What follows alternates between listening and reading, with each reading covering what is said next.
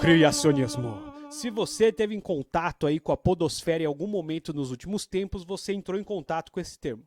Isso me trouxe algumas reflexões, vamos compartilhar aqui.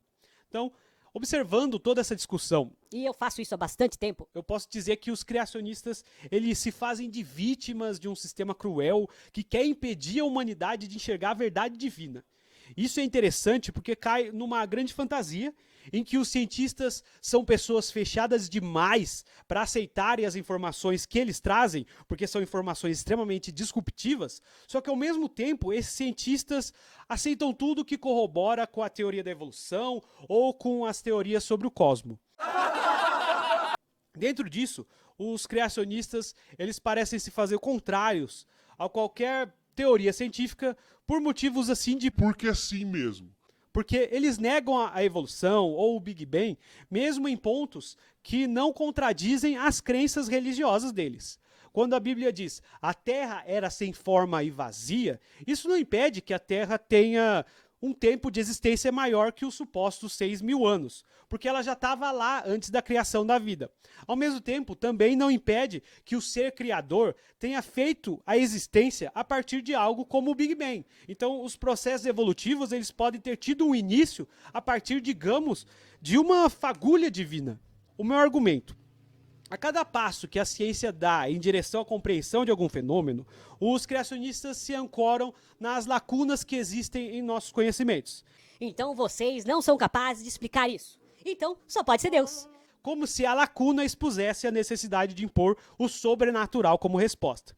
O que é interessante, porque a ciência ela não necessariamente nega um Deus ou deuses. Ela simplesmente ignora, no sentido de que seu objetivo é explicar os fenômenos sem se ancorar no desconhecido. Ela, na verdade, se utiliza do conhecido para explicar o desconhecido. Isso é tipo, ok. Foi Deus quem criou, certo, ok, justo. Como ele criou? Me explica. Se existem, por exemplo, leis no universo, e elas foram criadas por alguém dentro da lógica criacionista, esse ser utilizou essas leis para desenvolver sua criação. Logo, é possível a gente ter acesso ao conhecimento sobre o funcionamento dessas leis e buscar explicações para a realidade, de modo que isso afaste aí o sobrenatural. Você pode propor até a existência de um designer sem transformar isso em pseudociência. Por quê? Quando se lança ideias aí como Foi Deus. Deus não se explica. está se caindo justamente no campo da pseudociência, porque o objetivo da ciência é buscar explicações sobre a realidade. O design inteligente é completamente irrelevante na academia, porque quem é o designer não seria uma ocupação da ciência. O importante seria explicar os processos utilizados por esse designer para desenvolver a realidade. O que muitas vezes o design inteligente faz é: Esse fenômeno é extremamente complexo, não pode ter surgido através de um processo evolutivo natural. Beleza. Como que surgiu então? o design inteligente não explica isso. Por isso que ele é pseudociência. Por isso que é descartado na academia. O objetivo dele é simplesmente buscar refutar ou trazer contrapontos à teoria da evolução ou às teorias astrofísicas sem propor uma explicação que substitui. E isso traz um problema. Eles não propõem nenhuma solução. Um exemplo para a gente reforçar aí. A gente percebe que diversos animais possuem grande semelhança na formação de seus membros. A gente pode pegar a asa de morcego, as barbatanas das baleias, até a mão humana. Todas têm o mesmo padrão ósseo ali. E aí a gente tem algumas alterações adaptativas. Dentro da teoria da evolução, isso é explicado em linhas gerais aí, a partir do processo de ancestralidade. O criacionista ele vai apontar isso como prova da existência do designer. Mas isso não importa, porque a ciência está interessada nos processos. Quais são os processos que se relacionam à criação dos seres vivos? Pensa assim, ó.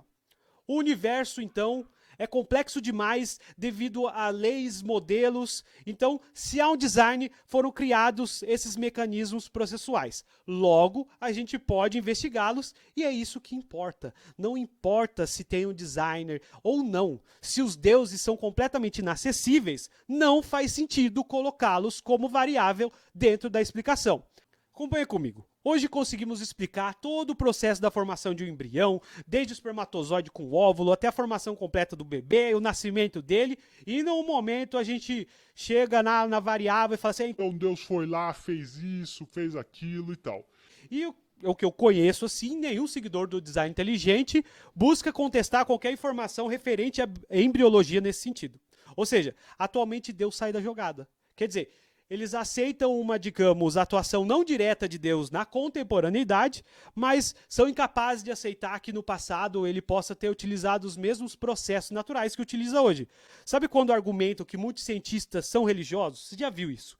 E é justamente por isso, porque os cientistas aceitam que possa haver alguma entidade divina, só que essa entidade, embora não possa ser explicada, ela atua sobre critérios explicáveis. De novo, é assim que se faz ciência, e é por isso que o design inteligente proposto não é ciência, porque ele não tem interesse em explicar a existência, mas em negar todas as teorias já existentes sem propor nenhum modelo que explique a realidade.